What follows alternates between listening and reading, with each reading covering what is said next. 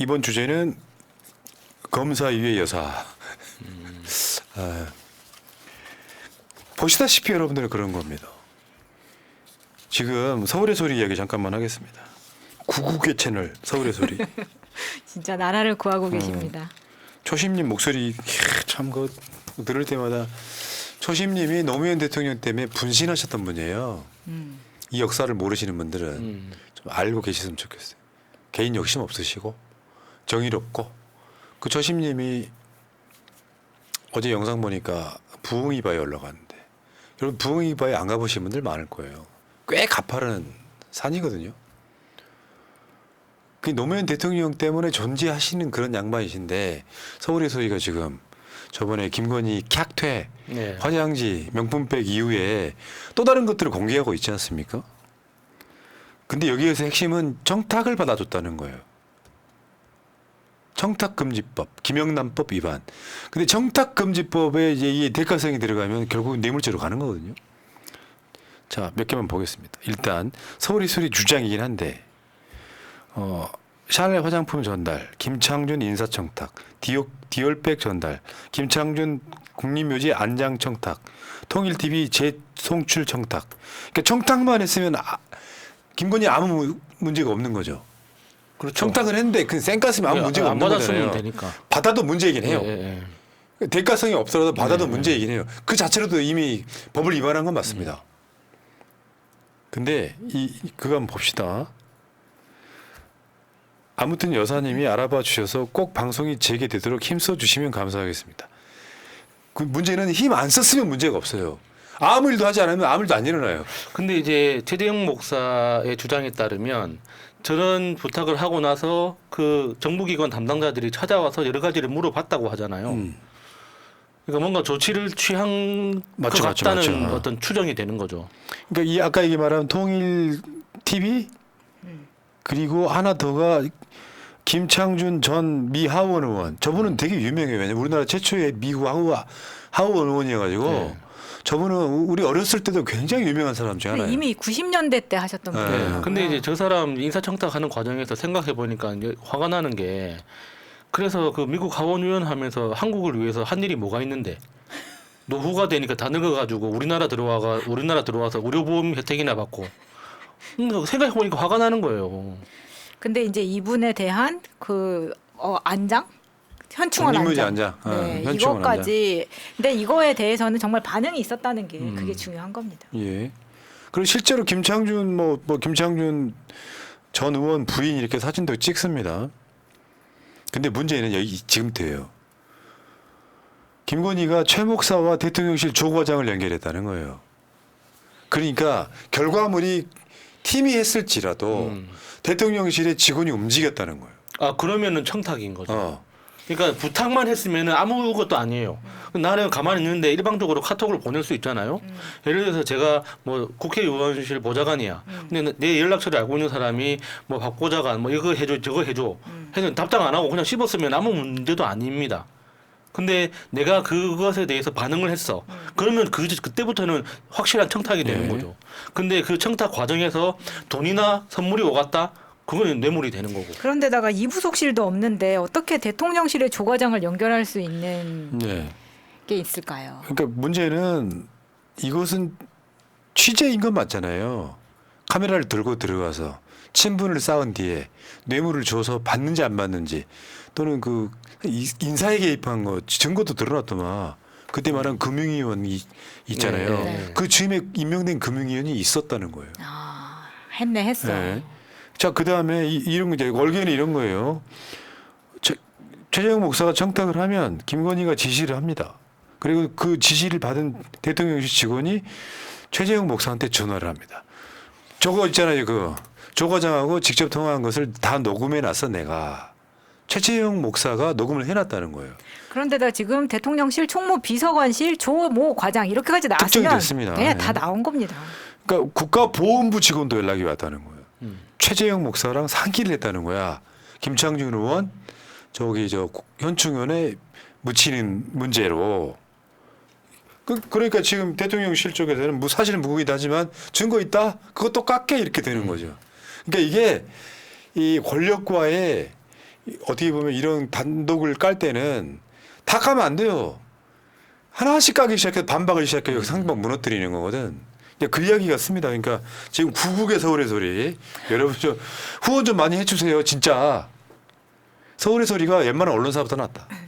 서울의 소리가 지금 유튜브에서 수익 창출이 끊겼기 때문에 아마 채널 운영은 조금 힘드시지 않을까 싶습니다. 이 사실 끊긴 것도 구글이 최근에 있었던 영상이 아니라 사실 그 당시에 2, 3년 전에 영상 가지고 한 거라서 굉장히 미심적인 부분이 있는 것도 사실이지만 이런 부분 다 감안하셔가지고 서울의 소리 많이 응원 부탁드립니다. 예.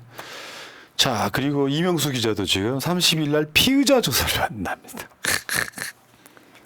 이게 지금 이명수 기자랑 초심님이랑 최재형 목사랑 몇 사람이 연관되어 있죠. 이 취재 등이 있어갖고 최재형 목사한테 서울의 소리 비용으로 디올백을 사게 하고 사는 과정부터 영상으로 담아가지고 증거로 남겨놨고 김건희가 왜 자꾸 이러세요 하면서 이제 받았던 이 과정까지. 근데 이거는 어떻게 보면 약간 좀 시선 돌리기 측면도 있어요. 주가 조작 사건의 시선 돌리기라는 얘기가 있잖아요. 수사하는 척하지만 결론은 뻔하다. 김건희는 무혐의가 될 가능성이 높다. 근데 이렇게 자꾸 김건희 명예훼손 피의자 조사를 하게 되면 이명수 기자 다음에는 곧 내가 들어가는 거 아닌가 하는 그런 공포감도 있습니다. 오빠라지 하실 분들 많으니까 걱정 안 하셔도 됩니다. 아직 제가 이제 캐비넷 안에 들어있기 때문에 김건희가 톡 찍어서 고소 고발한 우리 마찬이. 저는 정론관에서 기자회견 하겠습니다. 꼭 그 고함을 질러주세요. 끌려나가기 전에. 고라니처럼? 그렇죠. 당당하십시오. 당당하시. 스펙이 떨어집니까? 미모가 떨어집니까? 또 안 떨어지죠. 네. 당당하십시오. 네. 자, 어쨌든 이런 상황이고요. 이제 검사 위의 여사라는 말은 지금 그런 말이 있어요. 조중동 중에 이미 동은 조중동에서 떨어져 나왔다. 그도 그럴 것이 동아일보는 원래 야당지였습니다. 그 언제적 얘기냐고 그 그런 말을? 원위치 한 거지. 조중동을 보수지로 묶지만 실제로 김대중 대통령 선출 때까지는 동아일보가 야당지였다. 그러니까 야당지였는데 그때 그 야당 성향을 가지고 있던 뭐 기자들이 다 쏟아져 나오는 바람에 지금의 동아일보가 된 거잖아요. 그렇지. 동아투이 그렇게 만들어지는 거예요. 아, 어쨌건 좀 되돌려요. 하면 처음에 좀 그렇지요 하면서 동아일보 잘한다 해줘야지. 근데 김순덕이가 그동안 너무 센 소리를 많이 했잖아요. 동아일보 헤드라인이고 남편 잘 만나서 수사도 처벌도 안 받았다. 이 말은 좀 세다. 여기요, 진짜 다 읽어드리고 싶어. 아주 주옥 같아요. 근데 검사 위에 여사 하나라 부끄럽다. 내가 권력 잡으면 검찰이 알아서. 요게 이제 이명수 기자랑 통화 내용이었잖아요. 그거 한번 해주세요. 그 김건희 목소리로. 내가 대통령 되면 다 알아서 잡으면. 내가 권력 잡으면 뭐. 내가 권력 잡으면 니들 서울의 소리부터 가만 안 둘 거야. 근데 이명수 기자는 나이가 어떻게 돼요? 오빠라고 하면 되나? 오빠가 아닌가? 고소를 번다 이제. 50대 64위의 여사 같다 야권 조롱. 관저 정치 비선 논란 왜 끊이질 않나. 국민 마음 읽는 대통령으로 돌아오시라. 이건 뭐냐면요. 실제로 보수지 조중동은 그 모든 것을 윤석열은 그런 대로 잘하고 있는데 김건희가 문제다라는 논조가 있는 거예요. 쉽게 표현하면 이것도 어떻게 보면 살아나기 위한 살기 위한 조중동의 인증이에요, 인증. 실제로 그쪽 판에서 도는 소문이 그거잖아요. 윤석열은 잘하려고 하는데 그래서 보좌진들하고도 합리적인 판단을 내리는데 집에만 갔다 오면 다 뒤집혀서 온다. 그러니까 윤석열은 죄가 없다 이런 이야기를 하잖아요. 실제로. 그때 방송 내용이었잖아요. 네. 특별감찰관이 윤석열이가 특별감찰관 임명하겠다고 약속을 하고 가. 그래서 이 대통령실 관계자는 언론에다가 특별관찰관실 저기 이제 만든다라고 얘기까지 해놨어. 근데 그 다음날 윤석열이 와 뒤집어 버리는 거야. 집에만 갔다 오면 이게 무슨 나이 60 넘으면 그 초딩도 아니고 그렇다 치고 그러니까 남편 잘 만나서 수사도 처벌도 안 받는다. 그 윤석열의 지지율보다 그 김건희의 지지율이 훨씬 낮은 상태. 네, 정말 헤드라인만 보면 대한민국 모든 유부녀들이 부러워할 만한 그런 거죠. 남편 잘 만나서. 아니 근데 보통의 그 아내들이 수사받을 일이 뭐가 있습니까? 내가 남편이 검사든 아니든 뭐 보통의 회사원이라고 뭐 죄 저지르고 다녀요? 그런 거 아니잖아요. 간단하게 도박도 네. 할 수 있고. 아니 근데 아니 이제 이게 이제 저들의 뇌 속으로 들어가 보면 얘네들은요 윤석열이 검찰총장도 하고 대통령을 해서 김건희 것 덮어주면 된다고 생각했던 거예요. 덮으면 공소시효 지나고 끝난다. 그런데 애들이 모르는 게 있어요. 국가라고 하는 곳에서 법이라고 하는 건 만능이에요, 만능. 근데 그 법 앞에 특별법을 붙이면 처벌이 불가능한 건 없어요. 소급해서 할 수도 있어요. 물론 거기에 이제 위헌 논란이 있긴 하겠지만 모든 법에는 특별법이라는 게 가능해요. 그걸 할 수 있는 곳이 국회입니다. 그런 상황에서 윤석열이가 지금 김건희를 덮어줄 수 있을 것 같아요. 불가능하다고. 5년 단임제 국가에서는 더 불가능한 데다가 윤석열이 경제도 망쳐, 외교도 망쳐, 국방도 망쳐, 모든 걸 다 망쳤어. 임기 채울지도 불가능한 거 사실 미지수인데다가 내가 보기엔 불가능해 보이잖아요. 그 상태에서 김건희 죄를 언제까지 덮어요? 그러니까 윤석열이는 내가 봤을 때 실제로 아내를 사랑해서가 아니에요. 상남자여서가 아니라 공범이 드러나는 게 두려워서 김건희 협박을 받고 있다고 나는 봐요. 그게 협박했다 그랬잖아. 임기 중에 이혼당한 최초의 대통령 대볼레가 협박이잖아요. 그런 대통령이 지금 대한민국에 있는 겁니다. 그런데 나라를 위해서라면 결국엔 둘 중에 하나는 있어야 되는 거예요. 청렴결백하거나 능력이 있거나 둘 다 없잖아. 자격 없다고 봐요. 끌어내려야 된다고 보는 거예요. 그래서 지금 요즘에 나오는 것 중에 이제 동아일보의 표현에 의하면 VIP 1, 2가 아니라 VIP 제로. 세다. VIP 뭐 2명이나 필요합니까? 한 명 말만 들으면 되는데. 자, 끌어내려야 됩니다. 그게 사필 규정이고 정의 구현이에요. 나는요 여러분들한테 계속 말씀을 저는 드려왔지만 완벽한 사람은 없지요.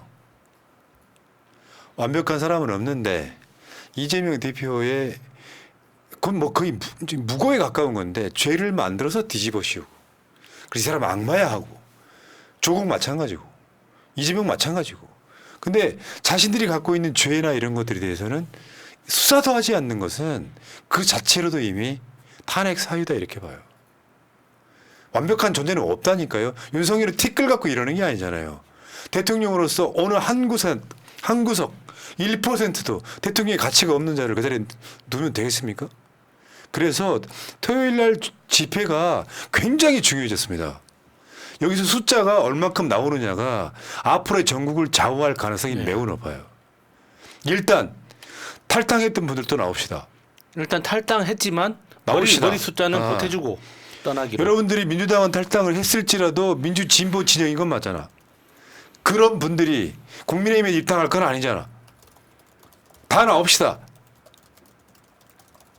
서울역 3시에 나오시면 아마 이날 집회가 계속 이어지고 있기 때문에 한 7시 정도까지 계속 그 시청, 서울역, 남대문 이 구간이 전부 다 북적북적 할 걸로 보입니다. 그러니까 민주당 집회를 3시 하시고 민주당만이 하는 집회는 아니에요. 야당들 다 나오고 시민사회 다 나오는 거예요. 역대급 지금 어마어마하게 큰 집회고 시민단체, 촛불행동까지 모두 3시에 다 저기서 집결합니다. 그래서 3시에 이 집회가 끝나면은 지금 예상은 바로 촛불행동 집회로 넘어가는 거예요. 바로 연결돼 있어요, 사실은. 네. 자, 나와 주시기 바라겠습니다. 부탁 좀 드리겠습니다. 여기까지 오랜만에 할까요? 네, 새날 네. 깃발도 네. 올라갑니다. 예. 자, 어디까지? 예, 읽어드려야지.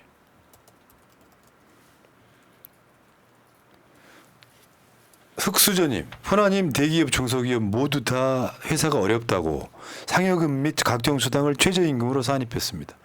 실질적으로 근로자의 임금은 더 적습니다. 그렇겠죠? 카사노바 지전님, 국회의장 땜시 너무 화가 나지만 두 눈 뜨고 시퍼렇게 지켜보겠습니다. 그리고 이 시대 보석보다 빛나고 아름다운 마차 고운주 그대를 사랑합니다. 이 시대 힐썸과의 포나선님 생일 축하드려요. 우리 고운주 생일은 언제인가요? 야수님 고생 많으시네요. 나만 고생해, 나만. 나만 고생해. 계속 해주세요. 수수님 내일 선풍기 들고 3시에 서울역으로 나갑니다. 나갑시다 하셨고요. 많이들 오시겠네요. 내일 여러분들이요 모자 들은 이렇게 많이 쓰시면 좋을 것 같아요. 아니 근데 내일 흐리다고는 합시다. 일기예보가 서울은. 선크림 꼭 바르시고. 랑맨 TV님, 푸나 형님, 어머니 아버지요 고맙습니다. 새날 늘 고맙습니다. 초심 선생님 건강하십시오. 초심이 바쁘셔갖고 새날 안 보십니다. 그렇죠. 네. 초심님이 가끔씩 뭐 연락하고 그래갖고 아이 상아가 나 좀 출연시켜줘 막 하셨던 전국구 스타가 되셨습니다. 자, 새오랑님, 이재명이 나라에 사는 날이 빨리 왔으면 좋겠습니다. 예, 맞습니다. 자.